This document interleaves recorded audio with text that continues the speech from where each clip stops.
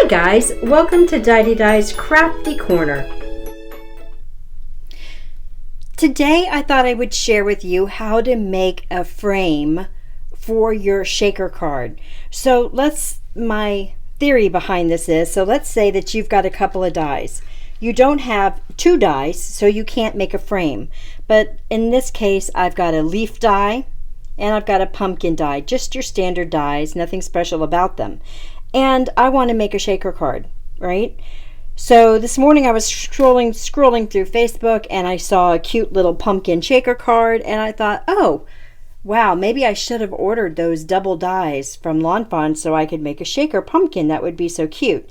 And then I thought, well, why can't I do it myself? And I came into the craft room and I did just that. So I did this with two different widths, and I'll show you the one that I prefer. But in order to do this, you're going to need to first, of course, have your shaker panel, right? So that's a die cut that I just cut out, and I just did this for you guys. I'm not going to be making the shaker out of this, but as you can see, it fits right in there. That's the size of that die cut. But in order for us to get a frame, we would need two of these dies, which I don't have, but I was able to do it. So now I have a frame to go around it. So now let me show you how you're going to get to this part. We're going to be using the Brothers ScanNCut or any die cutting machine like that, any electronic die cutting machine. And you're going to cut your dies out. This is kind of like the same thing we did with the shadow, right? When we made our shadow words, it's the same process. So we're just going to go ahead and try to get the Big Shot to work since I put it backwards. And I'm using long plates. That doesn't help either. Okay, we're going to take the piece of paper and the color that you're going to want your frame to be, okay, because you're going to be using this piece of paper as your frame. Take your die cut, go ahead and cut it out. You can always use the middle pieces for something else. All right, and then we're just going to go ahead and die cut our pieces. Remember, this works with dies that you already have. So let's say you have a snowman die. All right, you just have that single snowman die. There's nothing special about it. It's a Sizzix die. It's just a snowman outline die, right? You can take it, you can cut it out. Take your little pieces and set them aside to use for something else, because all we're going to need is this piece right here. So what we need to do is now make this leaf and this pumpkin bigger than this opening so that we have a frame, and then cut it out. We're going to do that with the Brothers ScanNCut. So I'm going to take this piece of paper, take the camera down, take you over to the Brothers ScanNCut, and I'm going to show you how it works.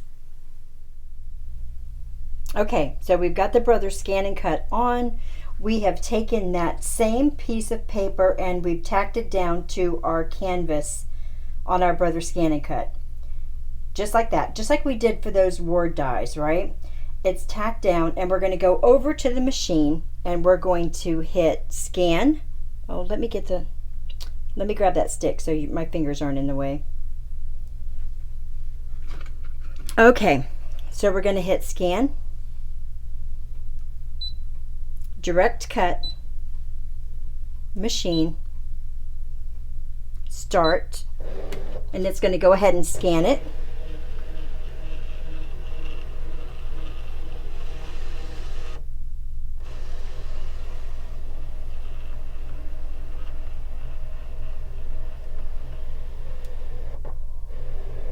Perfect. And then you can go ahead and center it, take out the things you don't need. I found that when you're using a dark piece of paper, that's not really necessary, but you can go ahead and do it.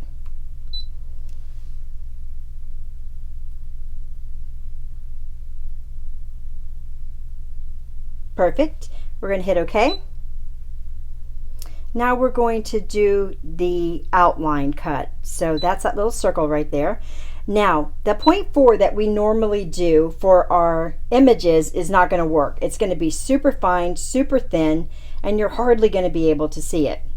So our next option would be this 0.8. The 0.8 is this thin, right? And I'm going to show you when we go back down to paper. I found that the 0.12 hold on, this is the 0.12, is the perfect size, but you could go even bigger. And I think for this one, we'll go one bigger even so I can show you. So 0.8 and 0.12 we have on the table. So let's go to 16. Whoa, 16 is going to be big. All right, let's just do it. We're going to hit OK. OK. We got plenty of room in between the two, so it's going to cut. We're going to hit cut. Start. And it's going to start cutting. Let me just make sure it's stuck down good.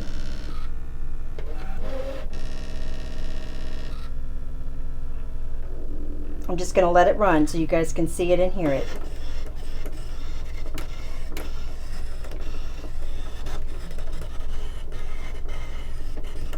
I know that's going to be a good size. Good.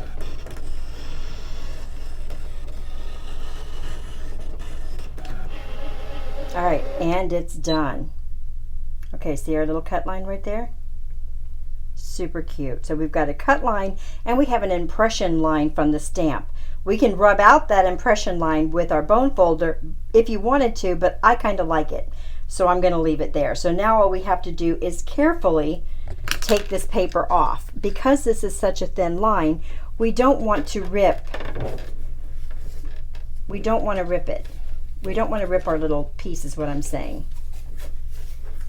So we're going to take our paper off. There's our cut, and then this is the part that you're going to want to be careful with. So you're just going to get your spatula under there and then just kind of bring your spatula along. That way you're not stretching out your die cut. Okay, does that make sense? Because sometimes we just kind of pull it and it gets all wonked. We don't want that. So just take your spatula and run it along the edges. Okay, so now we have our two pieces. Now let me get you back to the table and I'll show you how it looks. So I've already put together my little shaker panels. We've used just the dies to cut out our little image. We used the negative piece to cut out our frames, and now we're ready to put it together. And I've put together the shaker card already.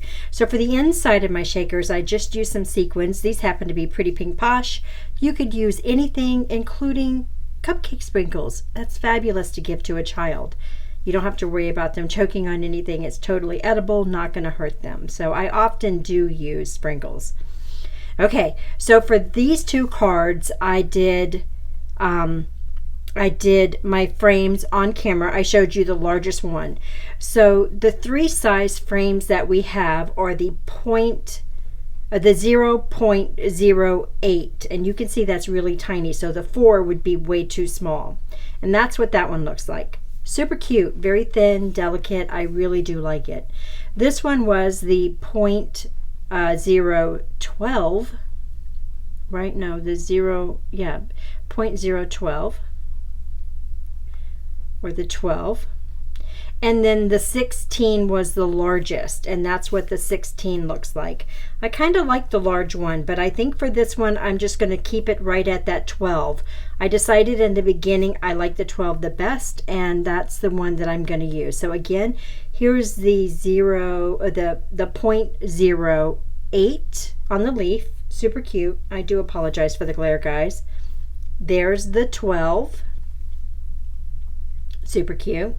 Really like the 12, I have to say. And here's the 16. I do like the boldness of the 16, and I can see where I could use that at a later date. And here's the 12 in brown. This is a really dark chocolate brown, and that's the one we're going to be using for this card. I went ahead and cut it out. I don't know, something about the brown sequins in there made me think, oh, I want to do this brown. So I did.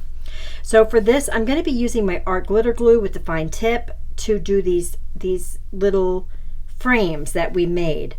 The reason I like to use the art glitter glue is, again, because it gives me time to get it put exactly where I want to get it put, but sticks, right? So it's tacky, it's sticky, it stays, but I can move it around, and that's important because if it sticks too hard, you're kind of stuck. You can't move it. And you'll see when I get to the pumpkin, I really had to move it at the last minute, and that art glitter glue saved that card, not even joking. Now I'm going to be using these cards, of course, because I've made them. The leaf one is double stacked with foam tape, The pumpkin is single stacked, which means it just has one layer of foam tape, and I use the smaller sequins in that. I think that I would have preferred the larger, the double taped on that one as well, but I think it still turned out super cute, and it does shake, so you know, kudos for that. Gotta say, super cute. All right, so again, I'm gonna place this on there, and I've decided on that 12, so it's 0.012 is what it is. And again, I'm just going to attach it with the art glitter glue. That fine tip applicator makes this super easy. But you'll see right towards the end, I'm going to put this down, and right towards the end, there's still going to be some white showing, and I'm going to have to pull it a little bit. And I'm hoping I actually caught it on camera, because you'll see that I just, see right there where I'm having to just move it. And that glue really saved it. It really saved the day there. I'm not even joking. Now the extra pieces that I have left over, the pumpkins and the leaves, I'm going to be using that in my fall banner for the living room. So I'm going to have a place to be using those as well. That'd be part of the decoration. But I wanted to show you that even if you use this method to outline your images, your cutout images, that would be super cool too. So here's a close-up of this card. I hope this helps you guys get a little more creative with the stuff you already have. If you have a brother ScanNCut, please give this a try. I found that using the negative is the easiest way to do it, and I'll see you guys in the next video. Bye.